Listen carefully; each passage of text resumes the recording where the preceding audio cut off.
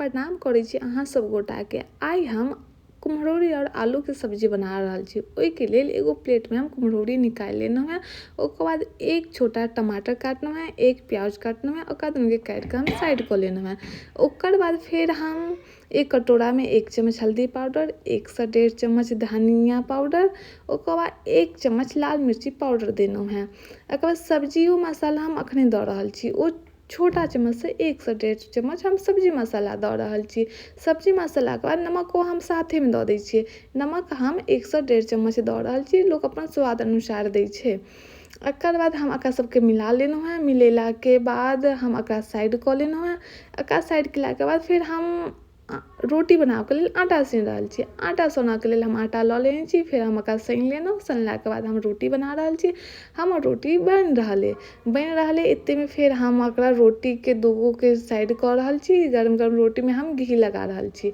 दूगो रोटी में हम अखन घी लगा रहल छी। गर्म रोटी के साथ घी लगा के खाइ छी तऽ अच्छा लागे छै। हमरा सबके नीक लागे, अहूँ सबके नीक लागत तऽ प्लीज कमेंट करके बताबी ककरा सबके नीक लागे आ ककरा सबके नहीं, कते के नहीं पसंद होइ छै। ओकर बाद फिर हम इमहर दालि में आलू देने छलहुँ।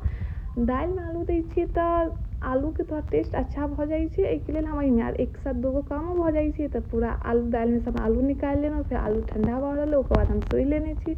आलू सोहला के बाद इमहर हमर रोटियो बनि गेल। जहन रोटी बनि गेल ओकर बाद फिर हम सब्जी के तैयारी कर रहल छी। सब्जी के लेल हम आलू के सोहि लेने छलहुँ। आलू सोहला के बाद फिर हम गैस पर लोहिया देलहुँ, ओहिमे तेल डाललहुँ। तेल गरम भऽ गेलै, एकर बाद हम कुम्हरौरी दऽ रहल छी। कुम्हरौरी के एहिमे नीक सँ भूजि देबऽ के छै। भूजऽ के जाबे तक कि कनी लाल भऽ के भुजाइ छै ने तऽ एकर स्वाद कनी नीक रहै छै, नहीं तऽ कच्चापन लागैत रहै छै। तऽ एकरा नीक सँ हम लाल कऽ के भूजि देलहुँ। ओकर बाद कनी तेल हमरा कम लागि रहल अइ तऽ कनी तेल हम आओर ओहिमे दऽ रहल छी। एकर बाद जहन तेल दऽ देली, गरम भऽ गेलै तऽ एहिमे हम जीरा दऽ रहल छी और हींग दऽ रहल छी। सब्जी में कतेक हींग पसंदो आबै छै, नहीं आबै छै। हमरा सबके नीक लागे, एहिके लेल एहिमे हींग देली। हींग देलासँ कनी स्वाद बढ़ि जाइ छै। ओकर बाद हम प्याज डाललहुँ है। प्याज के हम बढ़िया से भूजि रहल छी। ई कनी नीक से भुजा जेतै। एकर बाद हम एहिमे टमाटर डालब। देख रहल छी प्याज भुजा रहल है, भुजा गेलै। एकर बाद हम एहिमे टमाटर दऽ दै छियै। टमाटर देला के बाद फिर हम एकरा भूजि रहल छी नीक सँ। 2 मिनट टमाटर भुजा गेल। टमाटर भुजेला के बाद एहिमे जे मसाला हम देखेने छलहुँ ओ मसाला के हम एहिमे दऽ रहल छी। मसाला देला के बाद फिर हम एकरा लो फ्लेम पर 5 मिनट तक नीक सँ भूजै छियै। नीक सँ भुजला के बाद फिर पता चलि जायत कि मसाला भुजा गेलै। एकर बाद फिर देखऽ में आबैत हैत कि तेल छोड़ि रहल छै। तेल छोड़ि रहल छै। एकर बाद जे 2-4 बेर बढ़िया सँ भूजि दै छियै। ओकर बाद जे आलू के देखने छलहुँ सोहने छलहुँ ओकरा सबके हम दऽ देलहुँ। फिर हम एकरा नीक सँ भूजै छी कियाकि सब्जी। एकर बाद हम एहिमे कस्तूरी मेथी दऽ रहल छी। कस्तूरी मेथी देलासँ सब्जी में बढ़िया स्वाद आबै छै।